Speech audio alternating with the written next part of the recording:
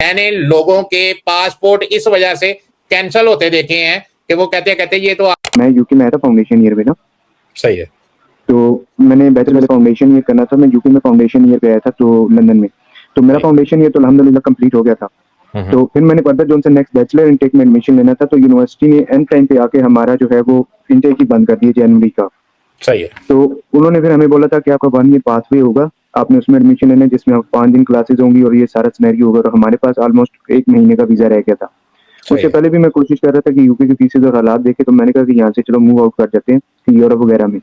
लेकिन वो अबू सब मान नहीं रहे थे, वो कह रहे थे कि यूके में पढ़ना है। तो मैं तो अबू के साथ डिस्कस यही कर रहा था कि यूरोप में मूव हो जाते हैं जहाँ पे ऑलमोस्ट फीस कम हो या फिर फ्री हो। तो वो उस वक्त कन्विंस नहीं हो रहे थे। तो फिर उन्होंने खैर इजाजत तो नहीं दी, लेकिन मैंने खुद से भी पता करने की कोशिश की थी। तो तमाम एम्बेसीज को मेरे कंसल्टेंट ने मेल वगैरह की, मतलब सॉरी यूनिवर्सिटीज को। तो ये कह रहे थे कि हमें ऑलमोस्ट 6 महीने का वीजा चाहिए इस तमाम प्रोसेस के लिए, जो ये जर्मनी हो गया या स्पेन हो गया, यहाँ पे एडमिशन लेने के लिए किसी भी यूनिवर्सिटी में। कितनी देर का वीजा चाहिए? ऑलमोस्ट 6 महीने का। सही है। तो मेरा उस वक्त ऑलमोस्ट रहता था 1.5 महीने का वीजा रह गया था मेरा। सही है। तो मेरे पास और कोई ऑप्शन नहीं था। फिर हम लोगों को यूनिवर्सिटी के साथ डिस्कस किया कि आपने हमें पहले क्यों नहीं बताया, अब आपने आगे जब बैचलर्स का इंटेक ही बंद कर दिया, फर्स्ट ईयर का आप एडमिशन दे रहे हो जिसमें 5 दिन दोबारा यूनिवर्सिटी होगी और फीस फुल पे करनी होगी। और फिर 1 साल के बाद फिर हम दोबारा वो इंश्योरेंस पे करेंगे, वीजा फीस पे करेंगे। और दोबारा से अगर आपने कह दिया कि बैंक स्टेटमेंट भी रखो, तो फिर हमें मतलब कि 20,000 पाउंड तो समझो दोबारा से देना पड़ेगा जो फाउंडेशन ईयर में दिया है। अभी मैं जर्मनी में बैठा हूँ, आज कल लैंड किया हूँ कल रात को। तो मैंने जर्मनी का वीजा लगवाया था, ऑलमोस्ट हफ्ते का मेरा वीजा लगा था क्योंकि वीजा मेरा थोड़ा रह गया था। सही। तो मैं जो उनसे वहां से जर्मनी में एंट्री किया कल, तो इमिग्रेशन वाले पूछते हैं कि 1 दिन के लिए क्यों आए। मैंने कहा बस लंबी स्टोरी है। तो अब मैं तो थरथरा तो रहा था, लेकिन फिर मैंने कहा कि निकलो यहाँ से किसी तरह। तो मोर वगैरह लगवाई, अब एंट्री कराई, अब नेक्स्ट स्पेन जा रहा हूँ। तो मेरा मेन मकसद ये है कि मैं जा रहा हूँ पुर्तगाल। सो पुर्तगाल में वहाँ पे मुझे अंकल ने अच्छे वहाँ पे उन्होंने बताया था कि आप यहाँ पे आके लीगल एंट्री करो। लीगल एंट्री करने के बाद आप जो उनसे यहाँ पे अपना एक कोर्स होता है, उस कोर्स के अंदर दाखिला ले लो, क्योंकि उन्होंने टैक्स नंबर वगैरह मेरा जनरेट कर लिया था पहले। अच्छा, तो आपके आने से पहले उन्होंने जो है वो टैक्स नंबर जो है वो जनरेट करवा लिया हुआ है। जी जी। तो वो ये कह रहे थे कि हम यार बड़े बड़े फनकार आदमी है हनान भाई, मुझे ये बताएं कि लॉजिक वाली बात है, पता नहीं आपको समझ आती है कि नहीं आती। अपने अंकल को भी ये बताइएगा कि कल को अगर इमिग्रेशन वालों ने, जहां से आपने ये इमिग्रेशन अप्लाई करनी है, अगर उन्होंने पूछ लिया बेटा कि आपने जो है वो 7 जनवरी को आप जो है वो पुर्तगाल में आ रहे हो, तो आपका ये 7 जनवरी 2026 को आप जो है वो पुर्तगाल में आ रहे हो, तो आपका ये जो टैक्स नंबर है ये पहले का निकल आया हुआ है, ये कैसे जादू, ये कैसे हो गया? तो आप उनको क्या जवाब दोगे? ये लॉजिकली क्वेश्चन है, बहुत से लोगों को समझ नहीं आती कि अगर आप अभी पुर्तगाल में मौजूद ही नहीं हो, अगर आप पुर्तगाल में आए ही नहीं, आपका यहाँ पे वजूद ही नहीं है, तो आपका अगर एक टैक्स नंबर यहाँ पे इशू हो जाता है, जो कि 2 नंबर तरीके से हर बंदा करवा भी सकता है, तो मुझे बताएं कि आपके पास उसका क्या हल है? अभी तक तो इस चीज के बारे में नहीं सोचा, ना ही हमारा किसी के साथ डिस्कशन हुई है। बेटा ये लॉजिकली एक क्वेश्चन है ना कि एक टैक्स नंबर जिसके ऊपर आप अपनी सारी जिंदगी पुर्तगाल में जो है वो टैक्स देना है, वो टैक्स किसी जगह पे भी अगर आपको एयरपोर्ट पे कोई बंदा रोक लेता है या किसी भी जगह पे कोई बंदा रोक लेता है, कल को आपको कहता है यार आप तो 7 जनवरी 2026 को जो है वो पुर्तगाल में आए थे, आपने जो वीजा लगवाया था वो वीजे के ऊपर आप पहली दफा जिंदगी में जो है वो यूरोप में 5 जनवरी 2026 को आए थे, तो ये टैक्स नंबर जो है वो आपने जो है वो 1 साल पहले निकलवा लिया था या 1 महीना पहले निकलवा लिया था, ये कैसे निकल आया था? तो आपके पास कोई जवाब है?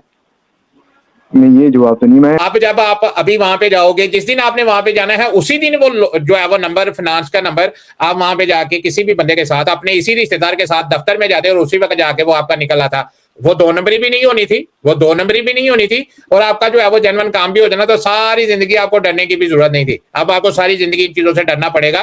तो इसीलिए मैं आपको बताता हूं, ये चीज मेरा 2 घंटे यहाँ पे आके आप लोगों से सरखपाई करने का मकसद सिर्फ एक ही है कि आपको ना तो ज्यादा होशियारी करने की जरूरत है, ना आपको ज्यादा चालाक बनने की जरूरत है, और ना ही आपको किसी भी जगह पे 2 नंबरी करने की जरूरत है। ये जो 2 नंबरी है, ये चालाकियां शेयरियां जो है, इसी वजह से हमारा मुल्क, अगर हम इतने चालाक, होशियार और अकलमंद होते तो आज हम अपना मुल्क छोड़ के इनके मुल्कों में धक्के ना खाते। यही चालाकियां, यही शेयरियां, यही फनकारियां हमारे मुल्क को ले डूबी है, क्योंकि हम 1 नंबर काम भी 2 नंबर तरीके से करने के लिए आदी हो चुके हैं। हम एक ओरिजिनल काम होता हो ना तो हम कहते हैं ना ना ना ना ना, ये ओरिजिनल काम जेन्युइन तरीके से मैं कर लूं, क्यों? हमने इसमें भी जो है वो 2 नंबरी का तड़का लाजमी लगाना होता है। तो ये बात है कि भाई बहरहाल आपके वो मिलने वाले हैं। ये वीडियो अगर किसी वक्त उन्होंने देख ली, अपने रिश्तेदार को जरूर दिखाना। नहीं सर जी, मामा है मुझे या चाचा है, मामा है या चाचा है, उसे ये वीडियो दिखा के उसे ये क्वेश्चन जरूर करना कि ये जो टैक्स नंबर आपने पहले निकलवा लिया है, अगर ये मैं जिस दिन आता, मुझे आप लेके फिनांस के दफ्तर में जाते और उसी वक्त ये 10 मिनट में निकल आता, तो इसमें क्या मजाका था, इसमें क्या तकलीफ थी कि आपने मुझे एक टैक्स नंबर जो है वो मेरी मौजूदगी के बगैर आपने जो है वो निकलवा दिया। इसका मुझे क्या फायदा है? आप मुझे सारी जिंदगी जो है, अगर किसी जगह पे मुझे किसी ने फिनांस वाले ने रोक लिया या फिनांस वाले ने पूछ लिया कि तेरे आने से पहले ये नंबर कैसे निकला है, तो फिर मेरे लिए नुकसान हो सकता है जिंदगी भर किसी जगह पे भी। मैंने लोगों के पासपोर्ट इस वजह से कैंसिल होते देखे हैं कि वो कहते ये तो आपने पेपर ही 2 नंबर तरीके से लिए हुए। अब मेरा इरादा यही है, पुर्तगाल के अंदर 1 साल का जो टीआरसी मिलता है, जो कम टाइम में मिलता है, इसके बरक्स मैं 2 साल जाके स्पेन में रहूं, तो पुर्तगाल में जाके थोड़े टाइम में टीआरसी मिल जाती है, तो उस टीआरसी के थ्रू मैं जर्मनी एम्बेसी में, यूरोप की किसी भी एम्बेसी में बैचलर्स के लिए अप्लाई करूंगा। तो मेरा एम तो ये है फिलहाल। तो मैंने इसी चीज के बारे में डिस्कस करना था। बेटा अगर आपने बैचलर करना है तो पुर्तगाल भी यूरोप का मुल्क है, पुर्तगाल भी शेंजन का मुल्क है, पुर्तगाल में भी यूनिवर्सिटियां हैं, आप पुर्तगाल में भी जो है ये काम कर सकते हैं। नहीं मतलब अगर मुझे टीआरसी मिलते है, आपने जिस तरह बताया कि मेरे पेपर में फॉल्ट आ चुके हैं, टीआरसी के बगैर भी अगर आप यूनिवर्सिटी में दाखिला ले लोगे, मेरी बात समझने की कोशिश करो। ठीक है कि आपके रिश्तेदार वहां पे हैं, लेकिन अपने रिश्तेदारों को ये बताना कि नायत भाई कह रहे थे कि अगर आपने टीआरसी जल्दी लेनी है तो आप अभी जाके, अभी जो सुबह आपने वहां पे अगर जाना है, वहां पे जाएं, लीगल एंट्री बनवाएं, अपना निफ नंबर पकड़ें, किसी यूनिवर्सिटी में चले जाएं और यूनिवर्सिटी में जाके आप जो है वो यूनिवर्सिटी में, किसी भी यूनिवर्सिटी में चले जाएं, वहां पे जाकर उनको बताएं कि भी मैं जो है वो बैचलर करना चाहता हूं, ये मेरे पास इंटर का एग्जाम है, सारा कुछ मेरे पास है। आपको वहां पे अभी भी यूनिवर्सिटी में दाखिला मिल जाएगा। और अगर आपको यूनिवर्सिटी में दाखिला मिल जाता है तो जो आपके अंकल कह रहे हैं वो 1 साल का कार्ड मिलेगा, जो मैं आपको बता रहा हूं 2 साल का कार्ड मिलेगा, और आपको 1 साल वेट भी नहीं करना पड़ेगा, जाते ही आप बैचलर में यूनिवर्सिटी में दाखिला ले सकते हैं। अच्छा, ये सिर्फ पुर्तगाल के अंदर है? जी, ये सिर्फ पुर्तगाल के अंदर है। सही हो गया। तो मेरा इरादा तो यही था कि अगर मैं बैचलर्स भी करूं तो किस सही कंट्री में करूंगा। आपने बताया ना पुर्तगाल के अंदर भूख भी बड़ी, और वो ये बड़ी अच्छी बात है, आपको पढ़ना चाहिए। अगर पढ़ेंगे तो 3 साल आपके ये वाले गुजर जाएंगे, उसके बाद 2 साल आप वहां पे रहेंगे, तो 5 साल बाद आपको वहां के पीआर भी मिल जाएगी। ये बड़ी अच्छी बात है। जाते ही आपको 2 साल का कार्ड मिलेगा, उसके बाद जो कार्ड मिलेगा वो आपको 3 साल का मिलेगा, 5 साल के बाद आपको पीआर मिल जाएगी।